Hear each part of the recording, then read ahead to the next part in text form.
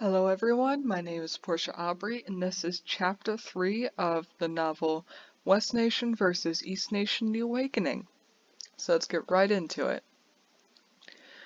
The beasts of the night have finished burning to death under the heat of the sun.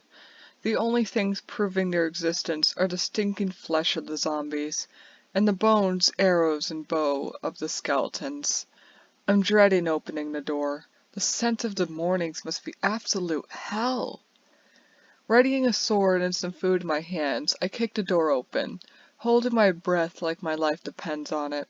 My cheeks puff out as I bolt towards the green, hissing beast, readying my weapon to attack. They blow up when you're near them, so it's best if I hit, and keep on doing that until they die. As I grow nearer to the horrifying monster, it begins to hiss and turn a lighter green. I slice it with my sword, knocking it back.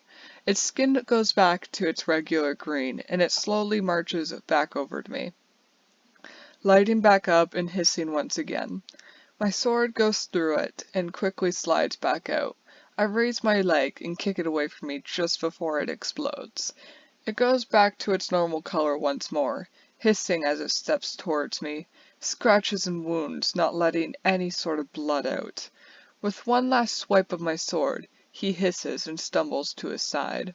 In less than a few seconds, his body disintegrates into the ground almost like it's melting, leaving only a gray powder behind. As I pick it up, I realize it's gunpowder. Hell yeah, I can use this for potion making! I smile and cheer to myself as I pour the powder into a little sack and place it in my pocket. My chest rises and falls as I take a deep breath, instantly regretting it, but promptly noticing that there are no bad smells. Hey Rustler, check this out. Anthony's voice says with a cheerful tone. What do you want? Rodrigo asks, sounding a bit tired, which makes sense since he was up all night. Oh shit, that's pretty cool! What is it? Renato questions with curiosity. Show me. I hop over a little hill, heading towards the huge mountain engulfed by water. Curiosity leads me towards it, questioning what it's all about. As I reach the top of a slightly higher hill, hundreds of bamboo poles come into sight, revealing a small city built on what seems to be a lake. Hey, what's with all this fucking bamboo? I ask as I race towards the area to check it out. The shoots of bamboo reach up to the clouds, some even higher than that. It's a mystical, yet confusing, sight. Oh, that's Little Japan, Angel answers in less than a second. It's Alberto's. Alberto and all of his fucking bamboo, Rodrigo shouts with amusement in his voice. We should burn it all down, Anthony chuckles. Yes, that's an amazing idea, Rodrigo agrees with excitement. Just imagine how he would react. Choosing not to react to their diabolical plans, I continue forward, quickly finding a bridge that leads to the center of the large lake. It's beautifully designed and extremely well lit. I sprint through it all, in complete awe at the gorgeousness of this land. There's a little circle of dirt and grass that's connected to 3 bridges, one of them being the one I was just on. The flowers on the center of land are so perfectly placed, making it seem like a garden of relaxation. Bryson lets out a terrified screech as the others seem to start attacking him once again. I laugh quietly to myself as I run down the right path, enjoying the beauty and the decor of this entire land. I reach the end of the right bridge, stopping in front of a large house. Without hesitation, I go inside, immediately seeing a few furnaces, barrels, and chests along 2 walls. There's a staircase leading up to the 2nd floor. Other than a small fence to ensure someone doesn't fall off, there's nothing else here. Not even a roof. I look across the lake to the building that the left bridge led to. It appears to be an aquarium shop of some sort. There's certainly a lot of fish. I can even see a few salmon swimming about in a large tank. I turn around and head back down the steps onto the main floor. In the corner of my eye, I notice a bit of magical mist reaching through the stairs, fading into nothing. Out of curiosity, I jump down the rest of the steps and go around the stairs. There's a double bed. There's just a double bed with a plain chest, and another chest with an eye embedded into it. That must have been what made the weird mist. Without even caring if someone sees, I open the chest and look through its content. Nothing special, though I do grab some more gunpowder and a few of his gold bars. Then I move on to his wall of chests and barrels, stealing some warts and other supplies that can be helpful with potion making. Once I've finished checking everything 3 times, I run out of the house and back down the bridge, dodging and avoiding another one of those green, terrifying, explosive beasts that's floating in the lake. Without showing all that much interest in the garden now, I sprint down the left bridge and towards the aquarium-looking place. There's a door missing and some water leaks out from the building. As I skip past the occasional puddles, I admire the large interior of this building. It seems to be a shop of some sort. There's a few aisles with almost empty shelves. Other than a few raw fish here and there, I slip as I go over a stream of water, immediately seeing where it came from. Hey guys, I start as I stare at the huge hole in the back of the building. There's a huge hole in the roof. What? Where? Renato immediately asks, worry in his voice. At this weird shop on a lake surrounded by bamboo, I answer, still unblinking as I gaze at the large opening in the middle of a glass fish tank. There's some fish still alive, though I have no doubt that most of them had died due to the hole. There's also an upstairs, but it doesn't lead to anything. Oh, that was probably because of West Nation, Anthony mentions, sounding as though that a destroyed building is no big deal. Yeah, that makes sense. Renato agrees, showing the same lack of concern. We should strike back, Rodrigo recommends, with a battle-ready level of excitement and energy. Yes, I agree, my voice echoing through this destroyed shop. I circle around and head back out of the door, joyfully walking back to the center island. Let's blow up their entire nation! No, Renato responds blankly. We are not going to war.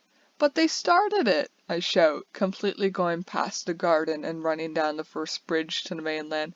Exactly! Rodrigo and Anthony agree with me, excited for the terror they can bring to West Nation. Yeah, that's true, Renato mutters, sounding as though he's putting an immense amount of thought into the activity. Come on! I pester him once I reach the mainland, sprinting through the grass and past a huge watery mountain. Payback! The sun lowers in the distance, turning sky into a pink and orange blend. The heat of the day begins to fade, giving way to the chill of the night. As I speed through the grass and hop over the occasional cave and random bits of upturned dirt, the beasts of the night start to appear out of nowhere. The moans and groans of the zombies climbing out of the ground start to rise, as the scent of their rotten flesh flows with the breeze. Skeletons ready their bows, aiming for my head as I attempt to dodge them all. An arrow goes straight into my shoulder. Blood squirts out of the wound as I pull it out, tossing it to the ground and continuing forward. My heart races as I squint my eyes and clamp my teeth, trying to keep my mouth shut and ignore the pain until I can get to the safety of the house. One of the green monsters chase after me at a petrifying speed, their claw-like feet tearing up the dirt behind it. Fear rises within me. The struggle of pushing it back down grows more and more difficult as monsters start to overtake the land. The sun disappears past the horizon, allowing the moon to dominate the sky as it ascends behind me. I finally pass a little shack of illuminance, knocking back a zombie and speeding past it and up the steps. The door squeaks as I pull it open, with all of my adrenaline-led strength, slamming it behind me just before a baby zombie manages to attack me. My heart races as I take a deep breath and rush to my bed, getting as far away from the door as I can. Guys, go to sleep, I order, climbing under the covers and wishing not to get eaten by a zombie in my sleep. The door to the house opens and shuts a few minutes later, followed by light footsteps marching their way over to the 2 back rooms. Renato appears in the corner of my eye, as I squint them shut in an attempt to keep the light out of them. Renato, go to sleep, Anthony demands, his voice sounding muffled, most likely by a pillow. He then disappears back into the first room and climbs into one of the beds. Soon snoring takes over the house as we all drift to sleep and avoid the dangers of the night. My eyes snap open faster than my body could even register. Renato has already reached the basement, going through some of his stuff. A hint of fear stays stuck in my throat as I dread the chance of him asking me where all of his stuff has gone. But just as I leave the two back rooms, he leaves the house with some food, pickaxes, and other materials. He must have not noticed all of the missing stuff. I go straight back down to the basement, rummaging through the chest and taking anything that would be helpful to me. There's quite a lot of new supplies, and a lot of it would be very helpful to my goals. Hey Darcilla! Rodrigo appears behind me just as I close one of the chests. My body shoots around, heart pumping through my chest, as I hope that he didn't see me stealing anything. What's up? I ask, nonchalantly. Have you seen the portal yet? He asks, completely believing the facade. Oh yeah! Renato chimes in, energy in his tone. We should show her. No, I haven't, I stutter, though I already know what portal they're talking about. I just don't know where it is exactly. Sweet! He grins and spins on his heel. Follow me. I do as he says and follow him outside, where I see another staircase leading up beside the mountain that this house is connected to. Renato soon catches up with us, and I follow both of them up the mountain and through a secret passageway that could easily be missed if one weren't paying attention. The crevice I'm led through is small, dark, and damp. The staircases are just barely low enough for me to walk on them without falling. The entire thing is steep and makes me fear for my safety. Finally, the guys run through a random hole in the wall that I fail to notice, and continue to sprint through the dark passageways. I catch up with them, luckily, and follow them down a long ladder. They hop off after one floor, though the ladder continues to go lower. As I hop off the ladder, I immediately catch sight of the portal.